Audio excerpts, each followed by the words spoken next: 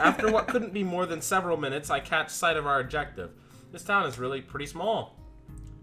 Without further ado, we make our way inside and with a greeting from the counter. What if I tag along with you? Usually Hanukkah would help me, but seeing as she's not here and I've got no eyesight. Takes a moment before I realize what she means.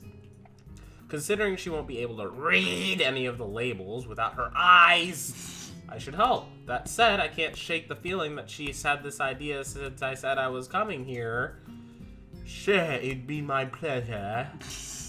I grabbed 2 well-used red baskets. Well-used. Oh shit, what you... Oh. Here. She lays it in the ground, putting her school bag in. She has a bag, extracting her cane and sliding it through the basket. The fuck was she hiding that for? Wait, if she doesn't use her cane, before I can complete the thought, she comes beside me and pinches the cuff of my uniform with her slender fingers. Is this alright? Yeah, sure. I have no reason to not accept. I mean, she'd probably say something pretty rude if I said otherwise. We navigate our way through the store. All inch and a half of him are poking right through. With not one of the occasional passing customer seeming to bat an eyelid. This is all me. Oops. No, this should be everything. Alright. Hold on. I kind of need to know. Yeah. I need to know the lore. Deep lore. Right, all that's left is the bread, and that should be my shopping done. Do you need anything else? Okay. Should be all. Boy, got bread. With a quick slide to the bakery section, we make our way to the registers. As Lily retrieves her cane and extends it to full length, I waste a minute looking upwards at the night sky with holding both our bags. For a moment, I try to make clouds with my breath, but the summer's heat doesn't seem to cooperate. What a retard he is! Eventually, she writes herself. I try to make this dramatic, taking a quick stretch. You fucked it up. Imagine Lily had eyesight. Imagine how much meaner she'd be. This douchebag's going, You tired as well? The festival preparations have been complete chaos. She's really breathing down my neck. Doesn't actually help things either. Yeah, I guess she's only trying to keep everything organized. Better now than later, right? For fuck's sake, I suppose. I'm going to enjoy relaxing in town tomorrow, that's for sure. I guess the festival press will make... Yeah. Mm-hmm. We walk into the quiet street, talking between ourselves as we carry our bags of food and supplies from the store. Wait, what's that? I notice a very distinctive figure making its way. Oh, I know what this is! Ay, Dios mío. For a second, I think it's another male student from my class, but as he, or should I say she, gets closer, I recognize her quickly. Rin, what are you doing out here so late? Rin? Lily perks her head, looking like she's trying to focus on listening more keenly. It suddenly comes to me that I should probably interpret the scene for her. It's Rin, Tezuka, I think that was her last name, from her school. She stiffens at the name. It's a complicated looking expression, something like a forced fusion of a composed smile and a painful grin. Oh dear, alright. I guess Lily knows Rin too, they only go to school together. Rin turns to look at us, looking terribly out of it, as per usual. Codeine. She's like a zombie, or a statue. Statue of a zombie? Slowly, some symptoms of understanding seem to lighten her dark eyes. She must be on codeine. Rin blinks once, very thoroughly. Hello. Awkward pause. What are you doing out here this late? I was wondering that myself too, just now. Some people asked that just before. I assume they were wondering the same. I didn't know. They didn't know either. I asked. That's why I'm wondering. Good lord. So that was pretty much it. It's a murder mystery without a murder. Some would call that a mystery. They were going that way. I don't give a fuck about where they're going. What's she talking about? For a person who gives an impression of being the quiet type, Rin really does use a lot of words to say things that don't mean anything. I'm unsure if she's finished. I say nothing. Neither does Lily, who seems equally robbed of words. I think that for both of us... Oh, shit. Do you have amnesia? I don't recall you having anything of the sort besides the Xanax addiction. I don't... Wait, Xanax addiction? Yep. What? Oh, you told him. Great. I should have taken some other kind of pose in that case. What is she talking about? I decide. Anyway, you have no idea what you're doing here? She frowns, looking extremely displeased. I'm like, look at that distress! His consequences are the answer she want to give. I do have some idea. I can't really tell what kind of idea. Oh, lovely. Please get some rest. Lily sounds like she's really concerned. There's definitely some. The rest will come later. I'm sure. I always have reasons. Oh. The ensuing silence kills Lily's hope to all visibility. Doesn't last long. Rin's, as far as I can tell, unbased assurances aside, what should be done? I lost track of Hisau's actual thoughts, so I'm just gonna keep going. So I assume you're going somewhere, not coming back to school. Any idea where?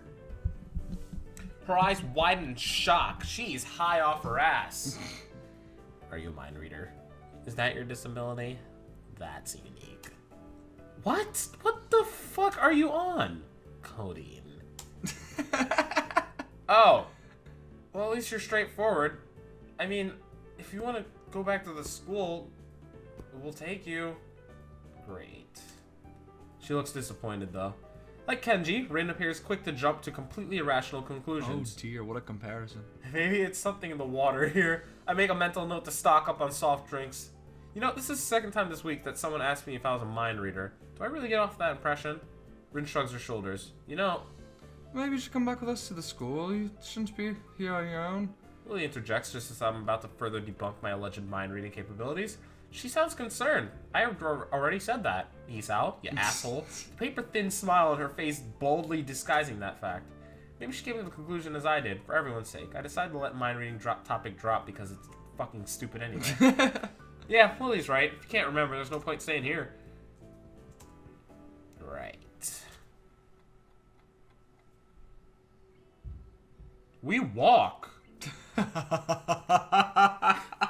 Rin's at the edge of the sidewalk in her rhythmic way. What does that mean? Looking like a mix of a sleepwalker and a rope dancer, while Lily...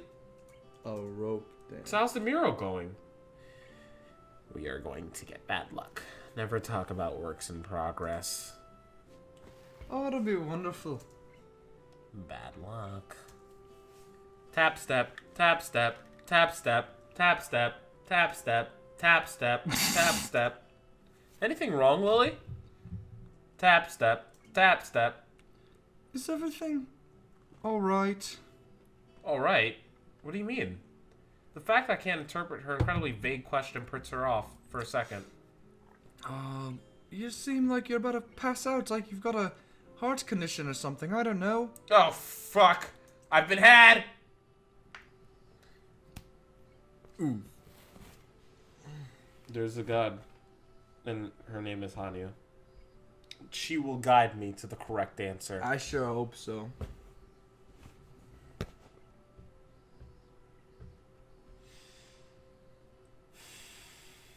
Sorry, I'm not in very good condition. Yeah? Yeah? That was a... Sweet. It's alright. I just need to catch my breath. My condition isn't the best these days. Oh. Is it something that... Well, is it related to you coming to here? She cuts herself off rather abruptly, maybe realizing that she was being a bit intrusive. Yeah, it's Lily, though. I don't mind telling her. I'm just a little weak for the time being. Right, I've heard what everyone's been saying. Rin, Hanako. It's nothing to be ashamed of. Lily doesn't finish her sentence again. She furrows her brow, Lily's uncomfortable expression. It's surprising that she's this flustered. After all the bullshit she's given me. No, it's fine. I have a pretty, I guess, best way to put it would be messed up heart. Arrhythmia. I have a bad heart attack a while ago because of it, and spent most of the spring in the hospital. Ended in Yamaku and doctor's orders. She silently nods her head in acknowledgement, you fuck! Oh, I'm sorry, I thought we were talking about your micro penis. So, what time were you and Emmy collided in the hallway? I grimace slightly. That's not what I'm talking about. It's not. I'm a grower! I mean, a textbook example of why those rules about running the holidays exist. Don't worry about it. Oh, I love her. Rin's stupid face. Wait, it's Friday, isn't it? Oh, bless your little heart. Friday the 8th of June, we're at the school. Oh, this is bad. This is really bad. Oh, please go to bed. I think I'm gonna go in the fetal position and throw up. Probably in reverse order.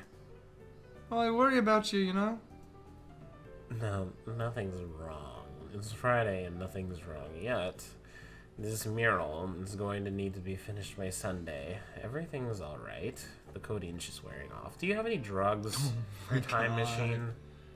This is not good. Not good. So, she really is addicted to codeine.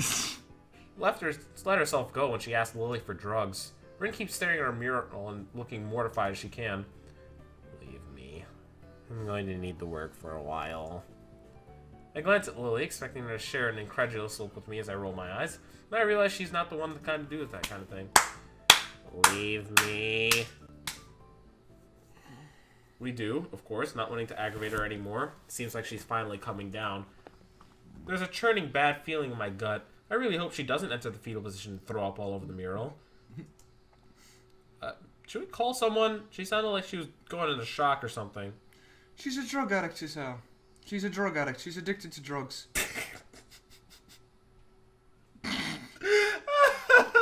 Oh, I see. Oh, yes, she's in trouble. I guess you could say that. She giggles at the notion melodiously, nodding in agreement. Sorry about... Oh. Oh, I'm sorry I had to strand you with her. I don't understand the girl. I'd worry about her, but... Fuck. So my guess was right. Lily offers a slight apologetic smile as if she was sorry that her own shortcomings have prevented her from becoming closer to Rin. I'm not one to blame her, at all. Lily's pretty nice when she's not absolutely verbally raping me. Oh, I'd better go. Go back to Hanako and the wine. Thank you for the company. She smiles very sweetly at me. Feels different than normal. Can't put my finger on what the difference is. It's just different. Relaxed, I'd say. That's probably just the... Good night. Say hi to Hanako for me. Right, get the fuck out of her. What? Can you believe we're still in Act 1? Fuck me! And I said we're almost done, and I wasn't lying to you. We're No. almost done with Act 1. Oh, definitely. We're almost done with this game. Pretty much. Once we finish Act 1, it's all just uphill from there. The students roll into class for the Saturday morning session. Each and every one of them sporting the tired eyes of people who have worked through the night. Oh, God. With only a day left to prepare, I suppose there's no surprise. Thankfully, we only have to suffer through the class until lunch. Muto lurches in the class, tired, stagger. I suppose the students are the only one people... Fuck. I'm fucking myself. Wordlessly, as soon as shuffle textbooks in the science class, everybody wants to fuck each other with the codeine. I wanna go. Nakai, can I speak to you for a moment? Oh, fuck. Sure, what's this about? It's probably better if we speak outside the classroom. Something about this doesn't sound good at all, but I stand up and follow him out the hallway. Muzo stands in the hallway, scratching his head as he works out what he's trying to say. Not knowing what is going on, I wait silently. So tell me, how are things? Things? I expected them to be vague, but... You know, things. You've had a week to settle in now. How are things? Can you say something other than things? It's fine, I guess. Don't disrespect me. How's your weak heart? The pause before weak heart seemed really unnecessary. I haven't had any problems so far. A brief shimmer of relief. You lie like a rug. The school nurse told me everything. His spy told me everything. You translucent child. I'll watch you when he cannot. Great. I'd ask you don't blow us off so freely. Your insolence concerns me. Do you understand there are limits in this school? Our goal is to make sure that you know your place, to maximize your potential and to graduate. Do you understand? Yeah, why do you sound so evil? No matter. Now, how are you finding your studies? Have you been to class? Have you done any work while you were here? Yeah, all of it, stupid. Muto taps his chin and raises an eyebrow as he forms this information. Is that so? I suppose there are still students out there who realize the importance of learning. I mean, I wouldn't go that far, but I'm in a school. What else would I do? Well, yeah, you gotta keep up with things, right? Exactly. One wrong move in this world and you're left behind. Crippled in the dirt. Yeah, wouldn't want that to happen. No, you would not. Every week there's a new scientific discovery. Most of them mean nothing to the lay person, but any one of them could be the key to the next big thing. Are you actually getting excited for once? It's obvious that Muto's serious talk is over and he's gone back to his standard, slightly scatterbrained approach to life. I think in hindsight I prefer him this way. He's more approachable. I'm a time traveler, Hisao. Are you Doctor Who? It's not time for you, but it's time for me. No one has ever called me out. Good night. We went back inside because I just revealed his identity. Before you all leave, I expect the answers for these problems by Monday. The class size is 1, instantly regretting slacking off, but still acutely aware of the more pressing issues at hand. The classroom empties in a blink of a hand. In the blink of an eye! Apart.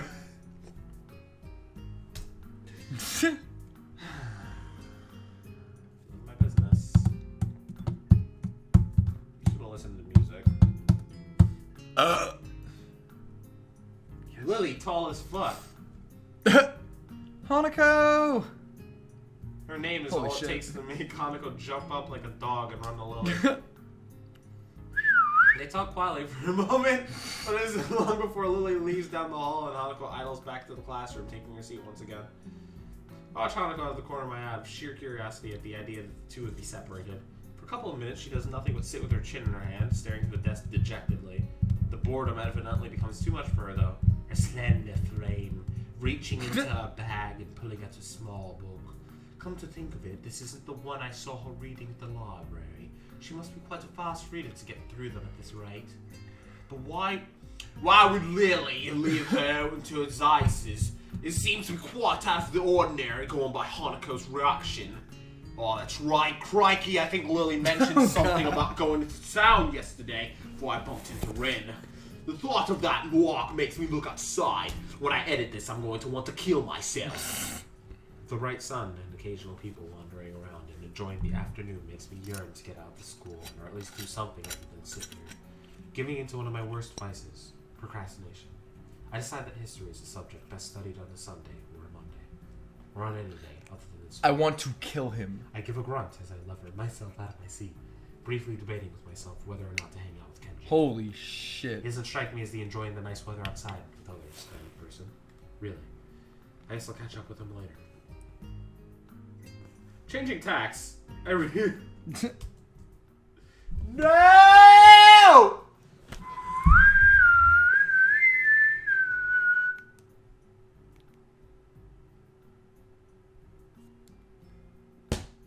Hanyu, guide my ignorant hand! What you gonna do? What you gonna do when they come for you? Go to the library. Yeah, it was an easy one. We'll be back. I'm glad we didn't save. I mean, I'm glad you got that right. Oh, because it's been a long time since we've saved, isn't it? Yeah.